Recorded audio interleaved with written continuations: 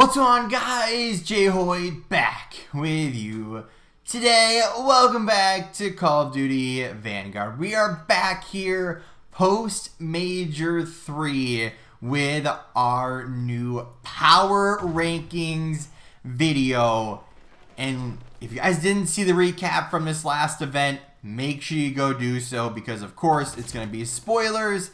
And of course, we're going to be talking about the matches just a little bit, talking about standings, power rankings, all of the above. So, if you guys didn't see the last event, like I said, go watch it. Go watch my recap of it. You know, we had a surprising winner, so here comes the spoilers. The Seattle Surge did end up winning this event and now having 5 different winners. It definitely puts our power rankings into a big old blender, a big old mixer, and now we have teams that went from literally like 3rd or 4th to 11th, and we'll get to that upcoming here. So let's start, of course, as we do, at the bottom of the rankings. Do I need to say it? Can you guess who it is? The Paris Legion. So we have a recap of what they did during the qualifiers, what they did at the major, and kind of general thoughts about them. That's how we're doing it. So Paris Legion still in 12th place as of all year long. So they lose to London, Los Angeles Guerrillas, New York Subliners, Seattle Surge, and Toronto Ultra. They go 0-5 once again. And then in the major, they lose in round 1 of the losers bracket to Toronto and finish top 12. So Paris, I think somebody did the math. They'd have to go bare minimum, and I mean absolute bare minimum, 4-1 at the next set of qualifiers, and then win the tournament in order to even make playoff or make champs. Like, it's just not gonna happen. Like, I'm sorry, but it's not gonna happen. Like, given their schedule, I mean, I think they play OpTic and Atlanta, I think, both. So I don't think they're gonna be making that run or making that Cinderella story or whatever you want to call it. I don't think they're making it. So yeah, Paris Legion, write them off. We'll see you next year. We'll be actually making a separate video about Paris, given what they just announced. So we'll have to stay tuned for that video. But up in 11th place, the New York Subliners. So Paris stayed the same, by the way, same spot in 12th place. New York Subliners down 5 spots. So we actually put these guys up to 6th place. After winning the Pro-Am Classic, they dropped back down, right? They finished last place once again. But they go, 3-2 during the qualifiers. So they actually look decent, right? They beat OpTic. They beat Paris. Then they lose to Atlanta and Toronto. They do go 3-2. I'm missing a team in there somewhere, but they did have another win against somebody. And then at the major, they lose to Seattle in the first round of their winners bracket, and then they lose to London in the first round of the losers bracket. So what we call that is getting double first rounded and placing top 12. So if you look at the standings, which we'll give a full overview of them later on, I'll show you guys the same graphic that we had from the last video. New York Subliners sit in 11th place. They definitely have a better shot to make it over Paris, but they still have a very big upward fight, if you will. So they are, let's see, 8th place right now is at 120 points, and New York is at 70 points. So they need 50 points just to make it to 8th place to get into playoff contention. So they need to go, 10 points per win? So they need probably at least at bare minimum, just like Paris, 4-1, and then do really well at the tournament in order to even have a chance. Like, that's going to be very, very hard for New York to do. But they just haven't looked great. I mean, like I said, they looked great at the Pro-Am, but then they're right back down at the bottom of the rankings. Next team, the LA Guerrillas. Another team won, Major 2? Looked, bad. Looked really freaking good. And then now they look really bad again. So, what do? They win versus Paris. They lose versus Atlanta. Florida and Minnesota and OpTic go 1-4 at the major. They lose to OpTic and place top 12. Like, they, again, look really good, bad, now they're awful. So, honestly, I think this might be 3 of the teams that will miss playoffs. Like, I know they're sitting in a pretty decent spot at 7th place at 125 CDL points, but they're right on the bubble, right? I think it'll be a fight. I don't think New York's going to make it. I don't think Paris is going to make it, but you have Florida, Minnesota, LA Thieves, LA Guerrillas, Boston, Toronto, and even London, and even Seattle. Basically third through, I guess now we'll eliminate New York from that. 3rd through 10th place is all, what is that, 65 points apart. So if you have a really good qualifiers and place decent at a major, you could move around a lot during all this. So Guerrillas could put it together, but given the recent form, I don't think they're going to do that. London Royal Ravens down 4 spots from number 5 to number 9. They win versus Paris. They lose versus Boston, LA Thieves, Seattle, and Toronto. 1-4 record at major 3. They win versus the New York Subliners and then lose versus OpTic to place top 8. One of those teams that looked really good early on. You know, unfortunately, they had to make a roster change due to personal reasons. Gizmo out, Harry in. And they haven't looked the same team since. So, London currently sits in 4th place with 150 CDL points. But how is that going to work towards the rest of the year?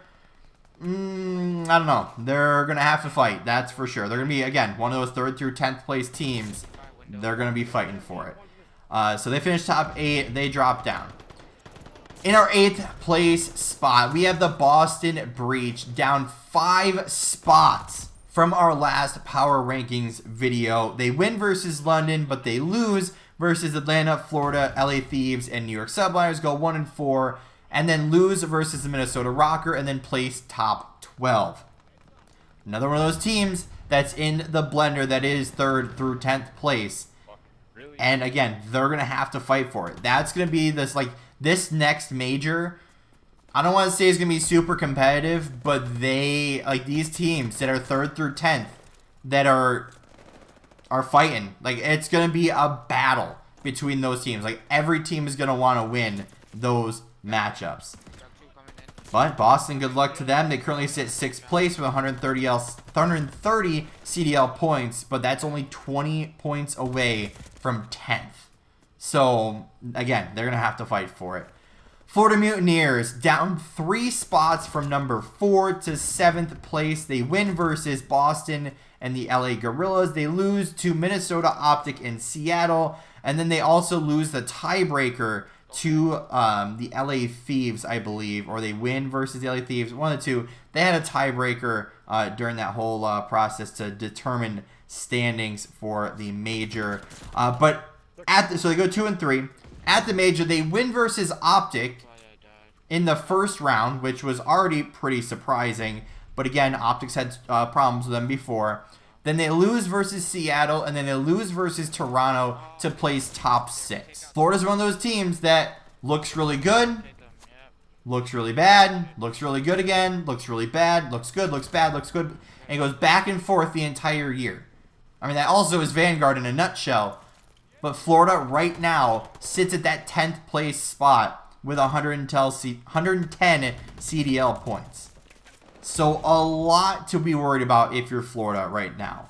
So they finished top 6. Up to 6th place in our power rankings is going to be the Minnesota Rocker. Now, this team goes 5-0 during the qualifiers. They win versus Atlanta, Florida, LA Guerrillas, LA Thieves, and Toronto. But then at the major, they get first round upset by the LA Thieves. They then win versus Boston and then lose versus Toronto to place top 8. Another one of those teams that looks really good, looks really bad, looks really good again, looks bad, looks great. Then they don't really perform at the major. It's just so weird how this game plays out. So they finished top 8th. They currently sit in 9th place in the standings. They have the tiebreaker over Florida, apparently. I'm guessing that's what the asterisk means. But again, they're one of those teams that are in the fight, that are, who knows who's going to make it at the end of the day. Up to 5th place, the LA Thieves, the one team we were just talking about. So they currently sit on the cutoff right now at 8th place in the standings, 120 CDL points. During their qualifiers, they win versus Boston and London. They lose versus Minnesota, OpTic, and Seattle, go 2 and 3. At the major, they win versus Minnesota, like I said, in that first round upset. They then lose versus Atlanta. They beat OpTic and then lose versus Toronto to place top 4. But again, still in that fight for playoffs. So another team they're gonna be fighting, they're gonna be scrapping, they're gonna be needing every win possible. Up to 4th place, we have the Toronto Ultra, also up 4 spots from number 8. This team beats London, New York, Paris, Seattle, and then loses to Minnesota, going 4 and 1. At the major, though, they lose versus Atlanta in the first round. They then beat Paris, Minnesota, Florida, LA Thieves, and then lose versus Atlanta to place top 3. I should say 3rd. They placed 3rd. It's not top 3. It's 3rd place. Toronto, 5th place. Little bit of a buffer from those elimination spots. 140 CDL points. So kind of in the middle of the range, if you will. And a team that, you know, if they need to get hot, now's the time to do so. You know, they haven't looked great all year. They haven't looked like the Cold War form. What are they going to do now? What are they going to do? They got to fight for it, plain and simple. Next team that fought really hard, it ended up winning our last major, the Seattle Surge. Up 10 spots from number 10 to number 3. They win versus Florida, London, LA Thieves, and Paris, and they lose to Toronto, going 4 and 1 at the qualifiers. And then at the major, they didn't lose. They beat New York Subliners, Florida, Atlanta, and then Atlanta again in the grand finals, 5-3, to crown themselves the Major 3 champions. So where does that put Seattle with the win, the 4 wins? I should say the 8 wins overall there. And then the winning total there puts them in 3rd place. It puts them 65 points ahead of that cutoff, if you will. If you want 50 points ahead of the 8th place team. So I'd like to say they're safe, but I don't know if they are. Obviously, a lot of these teams have a lot to fight for. And that 3rd through 10th battle is going to be an impressive one to watch. Up to 2nd place now, a team that I kind of hate to put down here in 2nd place, but I'm going to have to. It's going to be the boys that are above me here. Which way? I got to turn my head. The OpTic boys. OpTic Texas, we got to drop them down 1. Main reason is they do go for, well, let's talk about what they did. So they're playing with ProLoot in Stage 3 here. They signed him to a temporary contract, like a 2-week contract. And I think they're trying to work on signing him to a full-time contract as part as one of their substitutes once illey gets back. So they're playing with ProLoot, not illey. So just keep that in mind. But they do win versus Atlanta, Florida, LA Guerrillas, and LA Thieves. They lose versus New York Subliners, going 4 and 1. At the major, they lose versus Florida. They win versus LA Guerrillas and London, and then lose to LA Thieves to place top 6. So OpTic, I would say they're pretty safe for the next major. I mean, I did look at their schedule beforehand. I think they're good for at least 3 wins, if not more. 225 CDL points. They sit in 2nd place behind Atlanta. They look to be in a good spot. Like, I hope that illey will be back. Again, no disrespect towards ProLoot, but obviously they want their team back first and foremost. Hopefully get back to that superstar form. Hopefully get back to that grand finals. But OpTic still looking good. You know, they're still beating, you know, most teams that they should beat. They just have those kryptonite teams like Florida, like Seattle. They've been beating Faze consistently, which is why I had them, you know, our number 1 team. But they're beating Faze, but they're not getting far in these tournaments. Like they won Major 1. You know, Major 2 didn't go their way. Pro-Am didn't really go their way. You know, playing with substitutes, playing, you know, not with illey.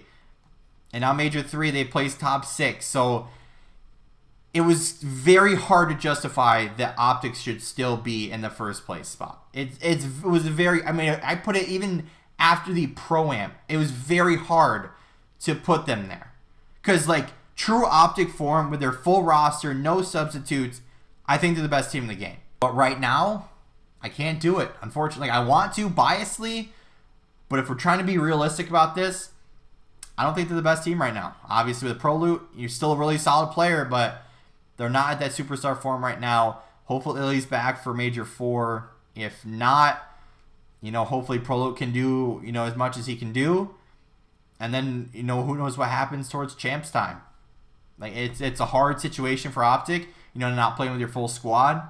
But, you know, we'll see what happens. So, they're in second place. They're -1, right? We kind of had to at this point because of our next team, Atlanta Faze.